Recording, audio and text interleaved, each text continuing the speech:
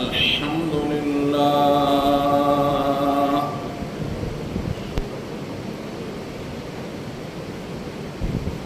الحمد لله وكفى والصلاة والسلام على سيد الرسل وخاتم الأنبياء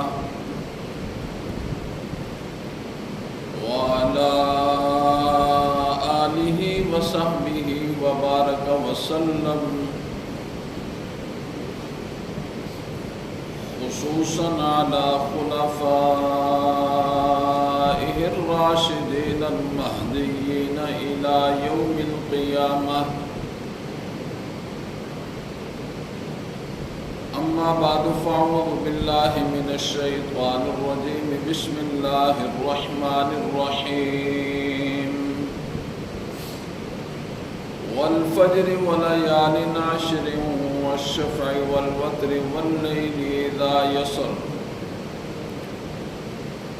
وقال الله تبارك وتعالى في مقام آخر: لن ينال الله لحومها ولا دماؤها ولكن يناله التقوى منكم. صدق الله العظيم وصدق رسوله النبي الكريم،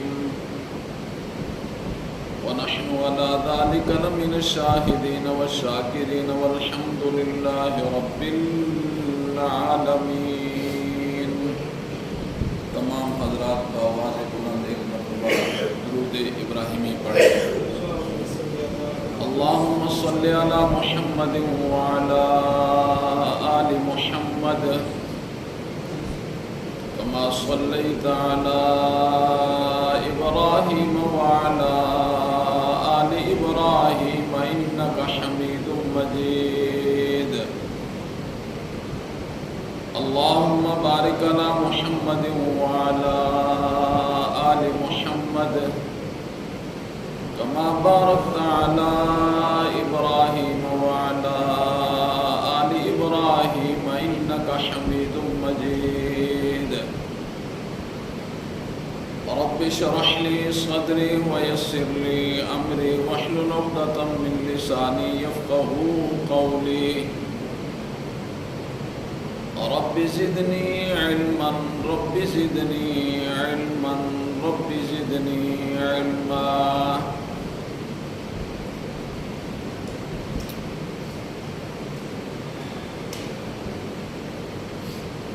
آپ حضرات کے سامنے قرآن مجید دو مقامات سے آیات تلاوت کی ہیں. اللہ رب العزت کی بارگاہ میں التجا ہے کہ خالق ارض و سما آیات کی روشنی میں کما حق گفتگو کرنے کی توفیق نصیب فرمائے. وبعدہ ہم سب کو قرآن و سنت کے مطابق زندگی بسر کرنے کی توفیق نصیب فرمائے.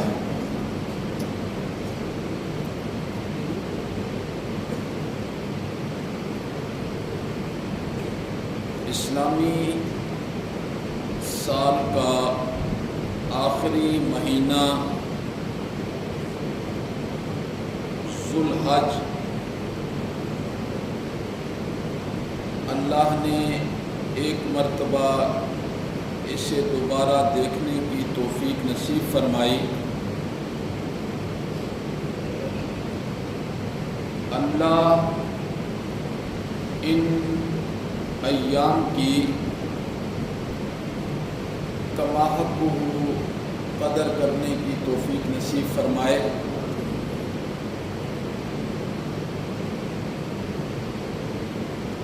دن اور رات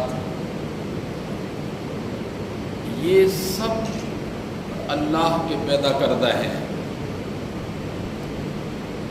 شب و روز کا خالق اللہ ہے، لیکن اللہ رب العزت نے دن اور رات میں سے کچھ دنوں کو اور راتوں کو دوسرے دنوں اور راتوں پر عظمت اور فضیلت عطا فرمائی ہے.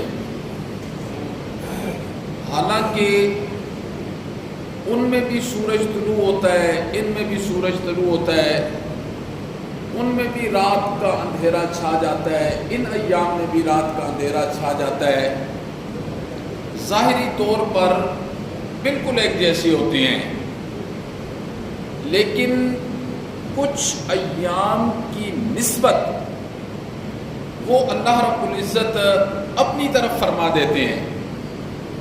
مثلا اللہ نے فرمایا رمضان میرا مہینہ ہے، باقی ایام پر اسے عظمت عطا کر دی گئی، فضیلت عطا کر دی گئی، مقام عطا کر دیا گیا. پھر اللہ نے فرمایا اس میں ایک رات ہے لیلۃ القدر، اس رات کو باقی راتوں کا سردار بنا دیا گیا. تو جس طریقے سے اللہ رب العزت دنوں اور راتوں کو اپنی طرف منسوب کر دیتے ہیں، ایسے ہی اللہ نے اپنے گھروں میں سے بیت اللہ کو اپنی طرف منسوب کر دیا. اب بیت اللہ، اطراف دنیا سے لوگ بیت اللہ کی طرف کیسے جا رہے ہوتے ہیں؟ جیسے بیت اللہ میں مقناطیس ہے اور انہیں کھینچ رہا ہے. کیا وجہ ہے؟ اللہ نے فرمایا یہ میرا گھر ہے. گھر تو باقی بھی اللہ کے ہیں، لیکن اللہ نے اس گھر کو اپنی طرف منسوب کر دیا، یہ میرا گھر ہے.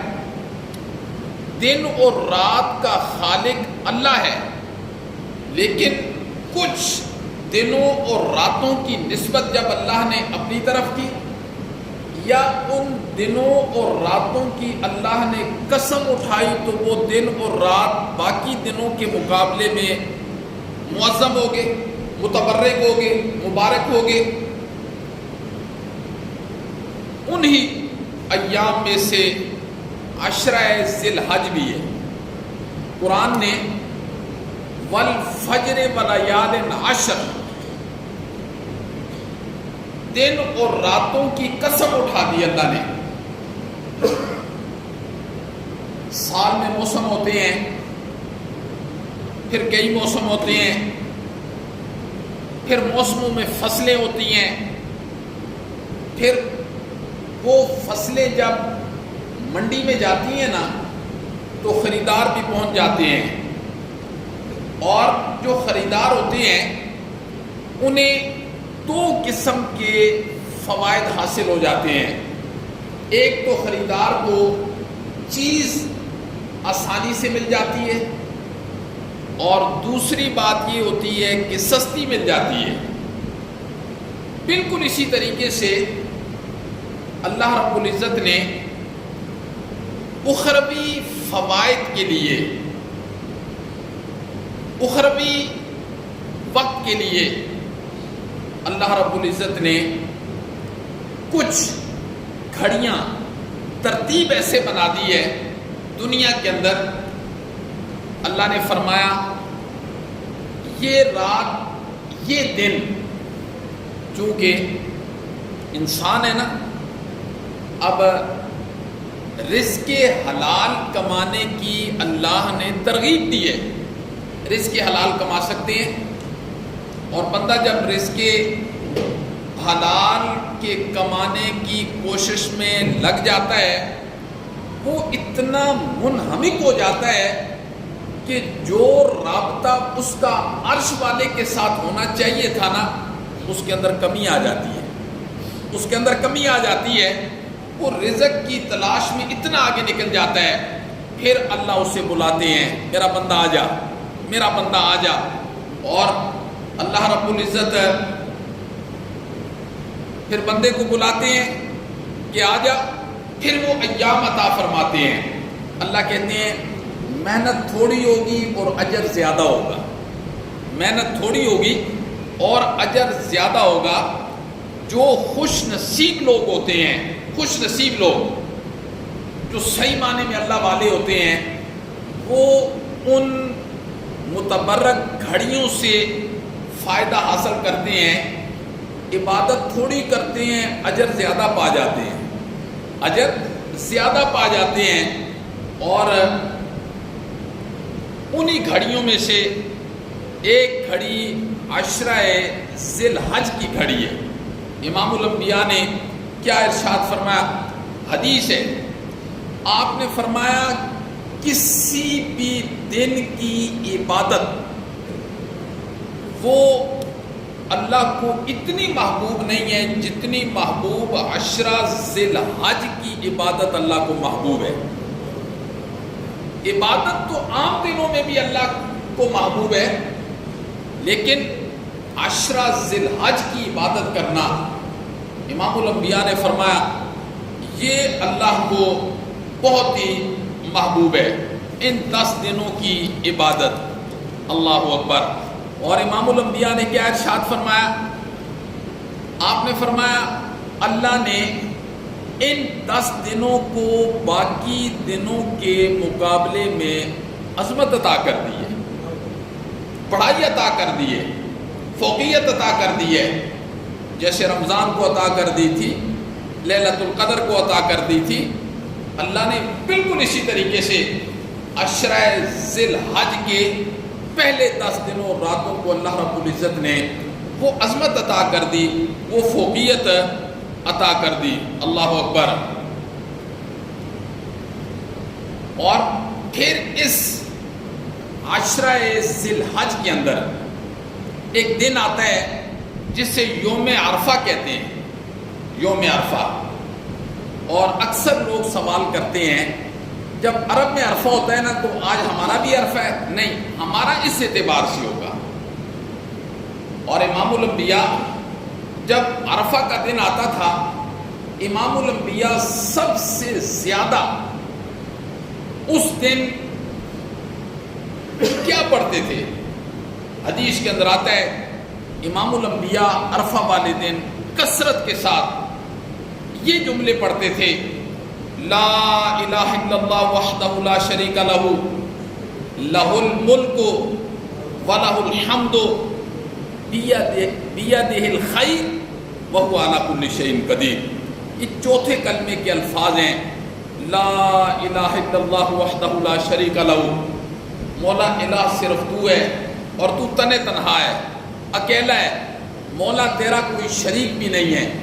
لا الہ الا اللہ وحدہ، مولا تو تن تنہا ہے، اکیلا ہے، لا شریک لہ، تیرا کوئی شریک نہیں ہے، لہ الملک، مولا بادشاہی صرف تیری ہے، ولہ الحمد، اور تعریف مولا صرف تیری ہے، بیدہ الخیر، ساری خیریں مولا صرف تیرے ہاتھ کے اندر ہیں، انک علی کل شیء قدیر، مولا تو ہر چیز پر قادر ہے، قدرت رکھتا ہے۔ اور مولا جو تو قدرت رکھتا ہے نا، وہ کوئی قدرت نہیں رکھتا، قدرت ہر چیز پر صرف اور صرف تیری ہی قدرت ہے۔ اللہ اکبر۔ اور پھر امام الانبیاء نے ارشاد فرمایا عشرہ ذی الحج کے اندر میری امت کے لوگوں کو اوقات اور وقت یہ کیسے گزارنے چاہیے، عبادت کے اندر کس چیز کو مد نظر رکھنا چاہیے۔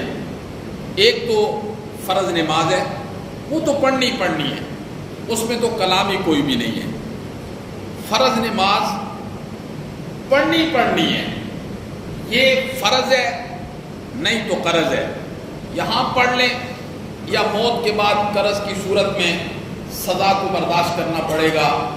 ہمارے اندر اتنی سخت نہیں ہے، اللہ ہم سب کو جہنم کی آگ سے اپنی حفظ و ایمان میں رکھے۔ لہٰذا جو وقت اللہ رب العزت نے ہمیں یہاں نصیب فرمایا ہے، یہ وقت اس اعتبار سے بہت قیمتی ہے کہ امام الانبیاء نے ارشاد فرمایا الدنیا مزرعۃ الآخرہ، دنیا آخرت کی کھیتی ہے۔ کیا مطلب؟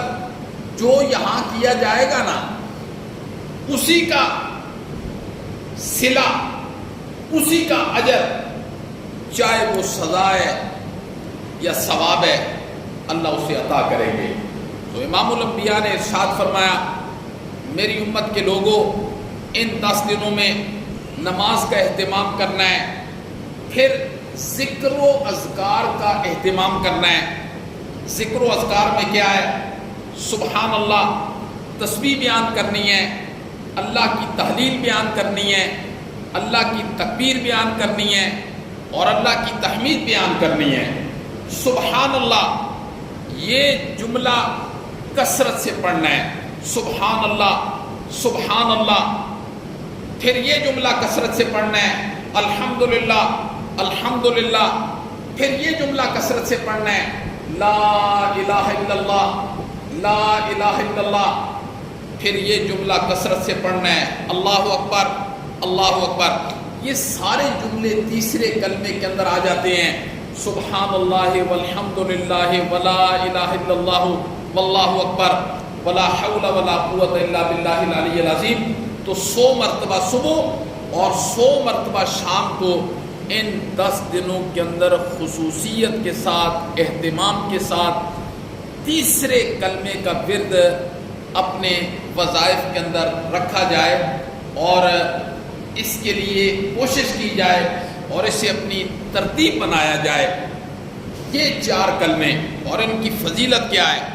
ایک حدیث کے اندر آتا ہے، امام الانبیاء نے ارشاد فرمایا، صحابہ کرام ہیں، آپ نے فرمایا تم میں سے کوئی بندہ ایسا ہے جو روزانہ احد پہاڑ کے برابر عمل کرے؟ روزانہ۔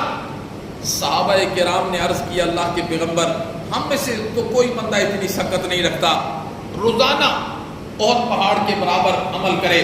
آپ نے فرمایا تم میں سے ہر ایک بندہ سکت رکھتا ہے۔ پھر آپ نے فرمایا جس نے ایک مرتبہ سبحان اللہ کہہ دیا اللہ اسے احد پہاڑ سے زیادہ اجر نصیب فرمائے۔ ایک مرتبہ سبحان اللہ سبحان اللہ۔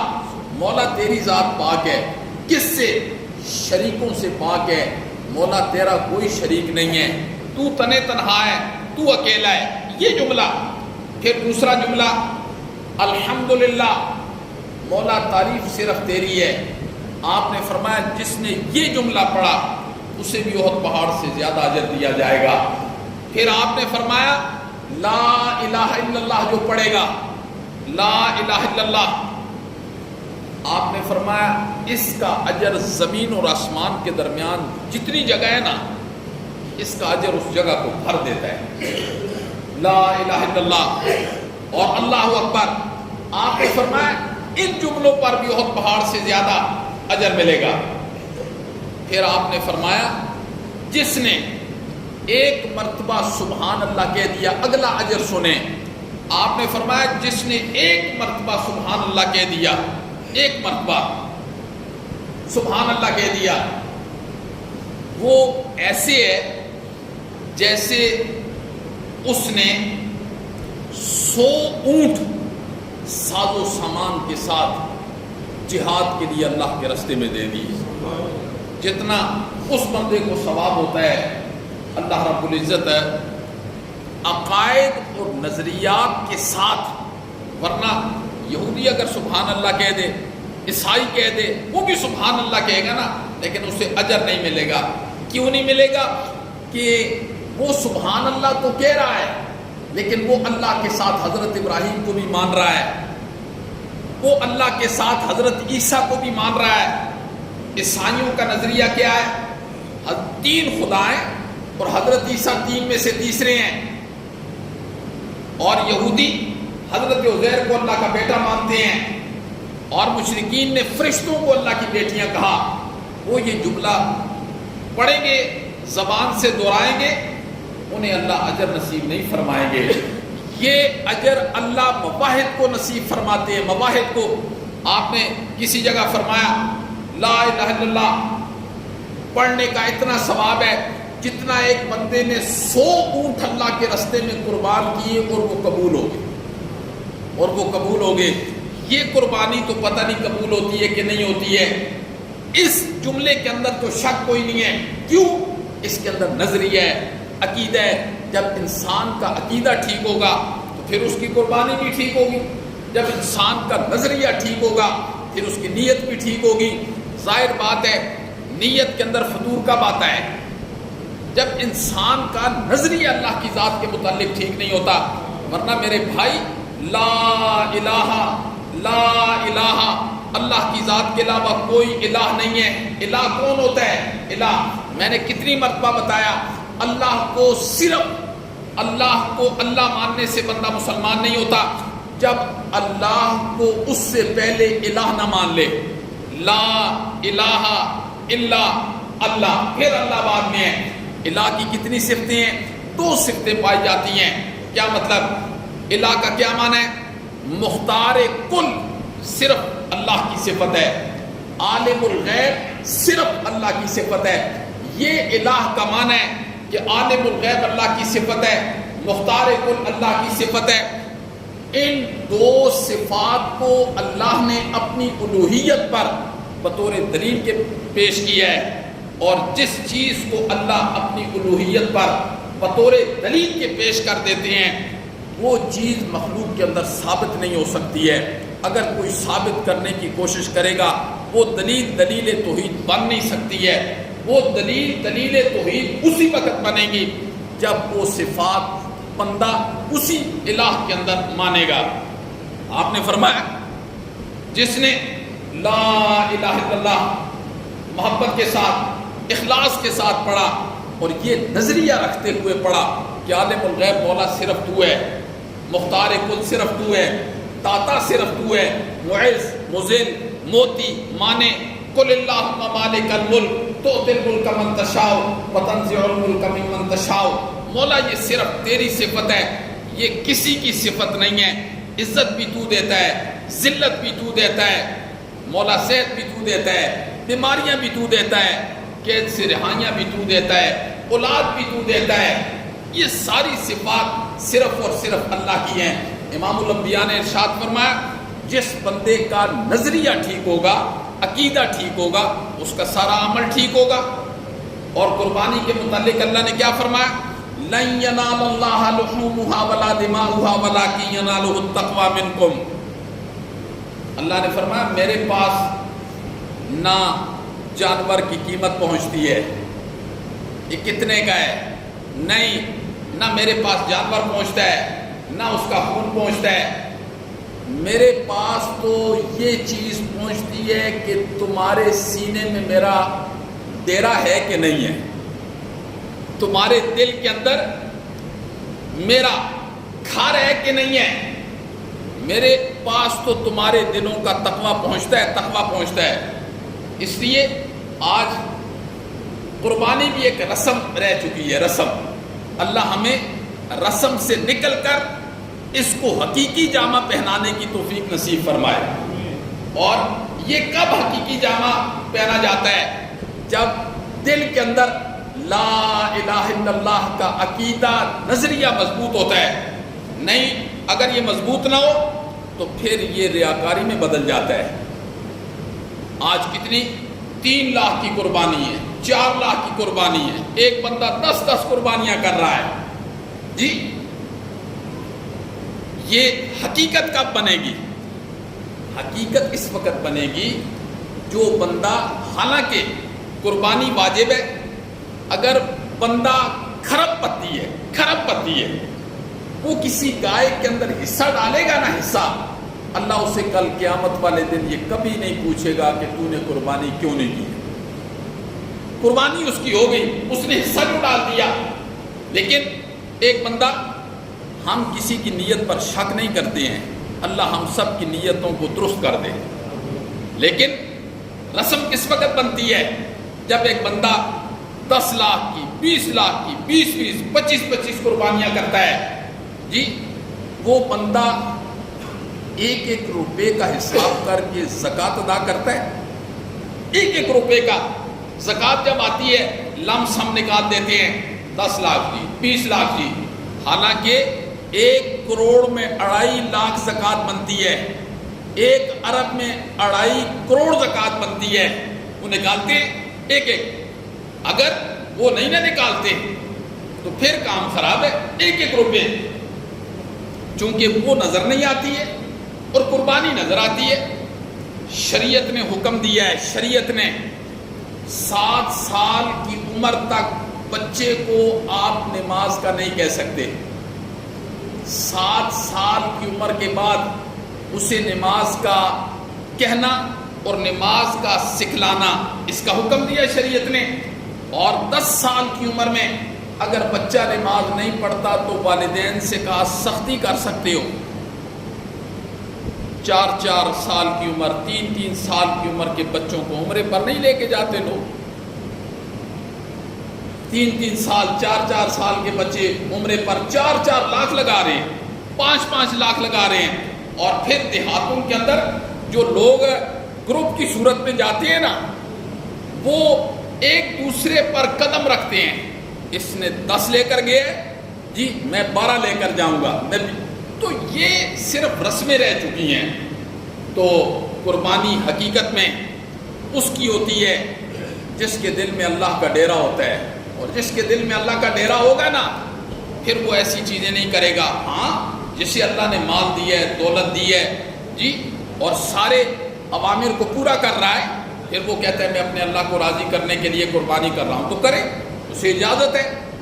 لیکن رسمت تو خیر انشاءاللہ اس پر پھر اگلے جمعے کو بھی گفتگو کریں گے. تو امام الانبیاء نے کیا ارشاد فرمایا؟ عشرہ ذی الحج کے ایام کے اندر، عشرہ ذی الحج کے ایام کے اندر تسبیحات کا اہتمام کرنا چاہیے. سبحان اللہ، الحمدللہ، اللہ اکبر، اللہ اکبر. اور امام الانبیاء نے ارشاد فرمایا ذی الحج کے ہر دن کا روزہ، ہر دن کا روزہ 1 سال کے روزوں کے برابر ہے. ثواب میں 1 سال کے روزوں کے برابر ہے. اور امام الانبیاء نے ارشاد فرمایا کہ یوم عرفہ کا جو روزہ ہے، یوم عرفہ کے دن کا روزہ، مجھے میرے اللہ سے امید ہے کہ وہ 1 سال پہلے اور 1 سال بعد کے گناہوں کا کفارہ بن جائے گا. 1 دن کا روزہ، یوم عرفہ کا روزہ. ویسے تو انسان ہمت ہو تو یہ دن بڑے فضیلت والے دن ہیں، ان میں انسان کو روزہ رکھنا چاہیے. نہیں تو انسان کو 8 اور 9 کا روزہ تو ضرور رکھنا چاہیے. 8 اور ماں جی حضرت حفصہ رضی اللہ تعالیٰ عنہ بیان فرماتی ہیں کہ 4 چیزیں امام الانبیاء نے اپنی زندگی کے اندر کبھی نہیں چھوڑی. ان میں سے پہلی چیز ہے کہ ذی الحج کے 9 دن کے روزے یہ امام الانبیاء نے ہمیشہ رکھے. 1 سے لے کے 9 تاریخ تک کے روزے یہ ہمیشہ امام الانبیاء نے رکھے ہیں اپنی زندگی کے اندر، انہیں نہیں چھوڑا ہے. نمبر 2، حضرت حفصہ فرماتی ہیں کہ یوم عاشورہ کا روزہ یہ امام الانبیاء نے کبھی نہیں چھوڑا. اور تیسرا، ایام 20 یعنی ہر اسلامی مہینے کی 13، 14، 15 اسے ایام 20 کہا جاتا ہے، یہ امام الانبیاء نے کبھی نہیں چھوڑے. اور چوتھی چیز، فجر کی سنتیں امام الانبیاء نے کبھی نہیں چھوڑی. ان کا اتنا مقام ہے فجر کی سنتوں کا. اور پھر عشرہ ذی الحج کے اندر 3 قسم کے احکامات وہ ہماری طرف متوجہ ہوتے ہیں. 2 حکم خصوصی ہیں اور 1 حکم عمومی ہے. جو خصوصی حکم ہے وہ قربانی ہے. نمبر 2 حج ہے. یہ وہی کریں گے جو صاحب استطاعت ہیں. لیکن عمومی حکم کیا ہے؟ عمومی حکم سب کے لیے یہ ہے کہ 9ویں ذی الحج کی فجر سے لے کر 13ویں ذی الحج کی عصر تک تکبیرات تشریق بلند آواز سے 1 مرتبہ کہنا مردوں کے لیے واجب ہے اور عورتوں کے لیے آہستہ آواز میں ہر نماز کے بعد کہنا یہ واجب ہے. اور اگر ان دنوں کے اندر کوئی بندہ تکبیرات تشریق بھول جاتا ہے پھر اس کے ذمے استغفار کرنا بھی واجب ہے. اللہ سے معافی مانگنا جو ہے یہ واجب ہے. اور دوسری چیز جو متوجہ ہوتی ہے وہ قربانی ہے. قربانی کس پر واجب ہے؟ مسلمان ہونا شرط ہے، مسلمان، غیر مسلم پر قربانی نہیں ہے. نمبر 2، عاقل ہونا شرط ہے، عقل مند ہونا، مجنون اور دیوانے پر قربانی نہیں ہے. نمبر 3، بالغ ہونا شرط ہے، نابالغ پر قربانی نہیں ہے. نابالغ پر قربانی نہیں ہے، بالغ ہونا شرط ہے. نمبر 4، مقیم پر قربانی واجب ہے، مسافر کے لیے قربانی نہیں ہے. ایک آدمی سفر میں ہے، چاہے وہ کھرب پتی ہے، سفر میں ہے، اس کے لیے قربانی نہیں ہے، قربانی مقیم کے لیے. اور نمبر 4، صاحب نصاب کے لیے قربانی ہے، جو صاحب نصاب نہیں ہے اس کے لیے قربانی نہیں ہے. اور صاحب نصاب 52.5 تولے چاندی کے برابر پیسے ہوں، یا اس کے پاس اتنا سامان ہو جی جو کبھی بھی استعمال نہ ہوا ہو، کبھی استعمال، اس پر قربانی واجب ہو جاتی ہے. اور زکوٰۃ کا مسئلہ یہ ہے کہ زکوٰۃ کے لیے مال پر سال کا گزرنا یہ شرط ہے، سال گزر جائے گا پھر زکوٰۃ دے گا. لیکن قربانی کے لیے یہ شرط نہیں ہے. اگر ایک بندے کے پاس 10، 11، 12 قربانی کے دنوں میں سورج غروب ہونے سے پہلے مال آ جاتا ہے، اتنا مال آ جاتا ہے جو 52.5 تولے چاندی کو پہنچتا ہے، تو اس بندے پر قربانی واجب ہو جائے گی، اس بندے پر قربانی واجب ہو جائے گی. اور قربانی کے وجوب کی دلیلیں ہیں قرآن کے اندر. بعض کے نزدیک قربانی سنت ہے، لیکن وہ جو ان کے نزدیک سنت ہے نا، وہ بھی سنت موقدہ ہے. جو کہتے ہیں نا قربانی سنت ہے، سنت موقدہ کا تارک بھی گناہگار ہوتا ہے، لیکن ہمارے نزدیک قربانی واجب ہے. اس کی دلیل کیا ہے؟ دلیل یہ ہے، پہلی دلیل یہ ہے، اللہ نے اپنے حبیب سے ارشاد فرمایا فَصَلِّ لِرَبِّكَ وَانْحَرْ. فَصَلِّ لِرَبِّكَ وَانْحَرْ. فَصَلِّ، اس سے مراد عید الاضحیٰ کی نماز ہے. نماز پڑھ اپنے رب کے لیے، وَانْحَرْ، پھر میرے پیغمبر قربانی کر. تو یہ امر کا صیغہ ہے، دونوں، نماز کا حکم بھی امر کا ہے اور قربانی کا امر بھی، جی یہ امر کا صیغہ ہے جو حکم، اس لیے یہ واجب ہے. اور حضرت عبداللہ ابن عمر رضی اللہ تعالیٰ عنہ فرماتے ہیں، دوسری دلیل، حضرت عبداللہ ابن عمر فرماتے ہیں کہ امام الانبیاء 10 سال تک آپ نے مدینہ میں قیام کیا، 10 سال تک، اور 10 سال میں کوئی ایسا وقت نہیں آیا، ایسا سال نہیں آیا کہ آپ نے قربانی نہ کی ہو. آپ نے ہمیشہ ایک اپنی طرف سے قربانی کی ہے، ایک پوری امت کی طرف سے قربانی کی ہے. مولا یہ میری قربانی کا ثواب پوری امت کو پہنچا دینا، یہ امام الانبیاء نے جی. اور تیسری دلیل کیا ہے؟ امام الانبیاء نے کیا ارشاد فرمایا؟ آپ نے فرمایا من وجد ساعتا ولم یضحی فلا یقربن مصلانا.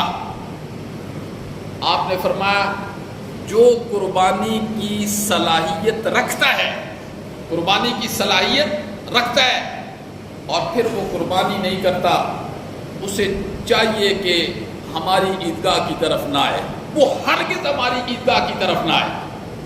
آپ نے فرمایا جو قربانی کی سکت اور طاقت رکھتا ہے اور پھر وہ قربانی نہیں کرتا، وہ ہماری عیدگاہ کی طرف نہ آئے.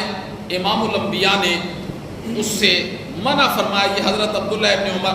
اور قربانی کے جو دن ہیں وہ 10، 11، 12، یہ 3 دن قربانی کے ہیں.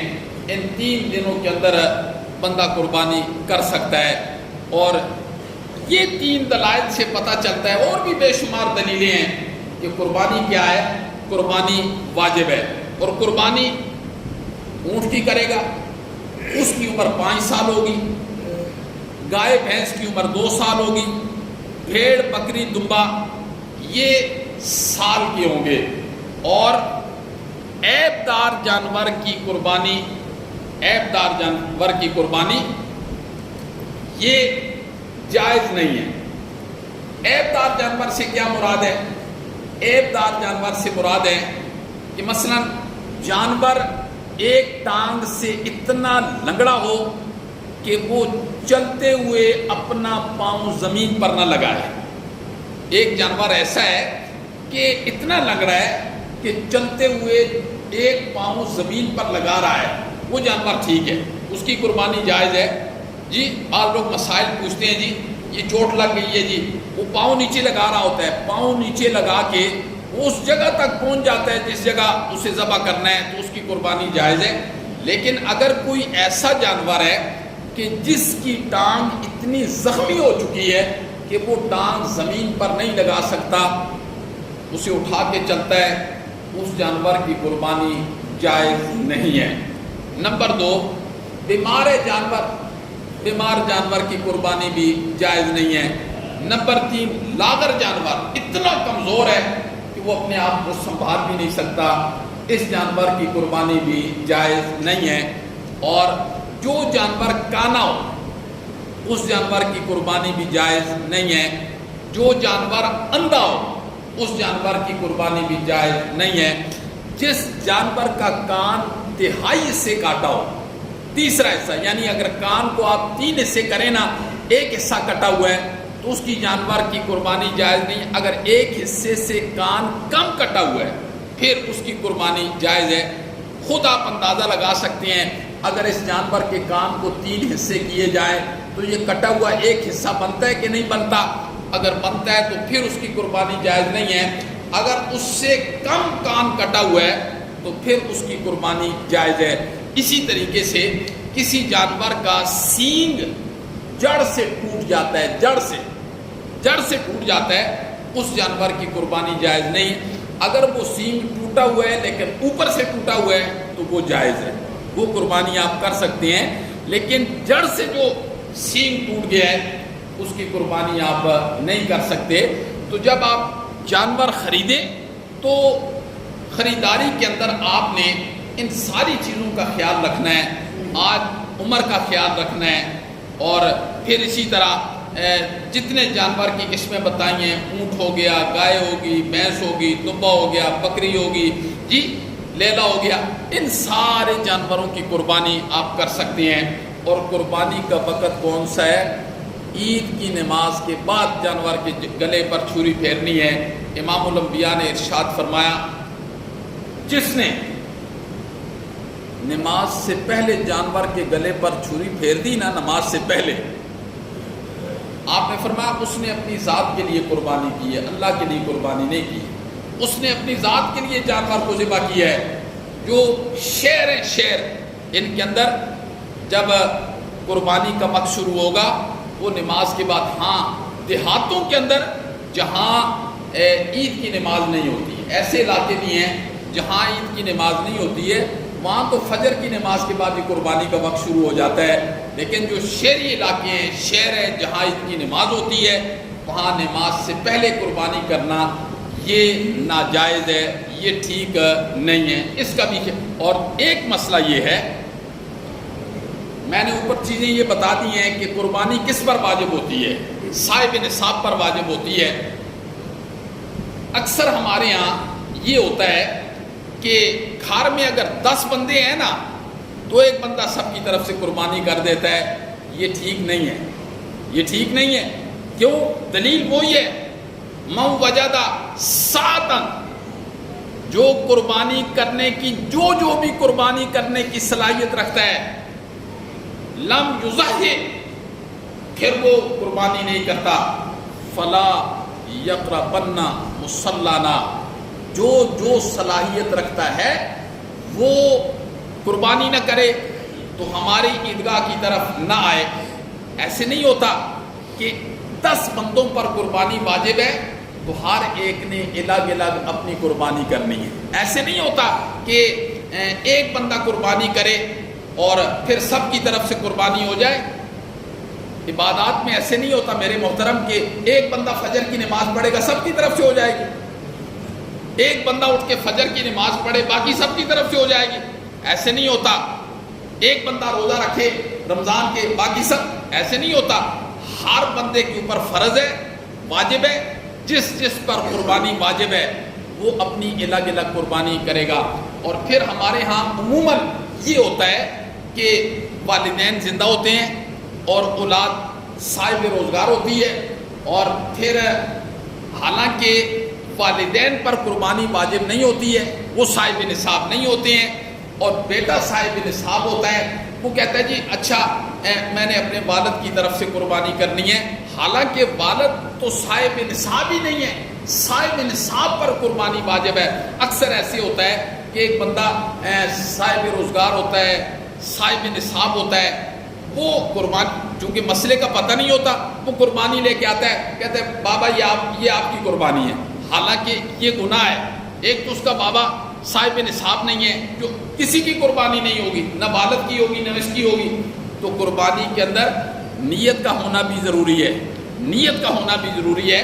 اور قربانی دیکھیں، ایک گھر میں بڑا بھائی ہے مثلا، وہ اپنے 7 بھائیوں کی طرف، بہنوں کی طرف سے، والدین کی طرف سے 7 حصے ڈالتا ہے، پیسے وہ خود دیتا ہے، تو پیسے وہ دے سکتا ہے، پیسے وہ دے سکتا ہے۔ ایسے بھی ہو سکتا ہے ایک بھائی بڑے بھائی کو کہتا ہے اچھا میرے پاس پیسے کم ہیں، وہ کہتا ہے ٹھیک ہے جتنے ہیں مجھے دے دو، باقی میں اپنی طرف سے ڈال کے تو آپ کی قربانی کر دوں گا، یہ جائز ہے۔ اگر وہ سارے پیسے بھی ایک بندہ ڈالنا چاہتا ہے، ایک جانور لے کے آتا ہے، اور لیکن جس کا حصہ اس جانور میں رکھے گا اسے بتانا ضروری ہے، اسے بتانا ضروری ہے کہ بھائی تیری قربانی یہ ہے، تیری قربانی یہ ہے۔ تو قربانی کے بہت زیادہ مسائل ہیں، لہٰذا مسائل کو پوچھ کر چلنا چاہیے، یہ ضروری ہے۔ اگر غلطی ہو جاتی ہے تو انسان کی ساری محنت رائیگاں چلی جاتی ہے۔ اللہ رب العزت ہمیں عمل کرنے کی توفیق نصیب فرمائے ہماری۔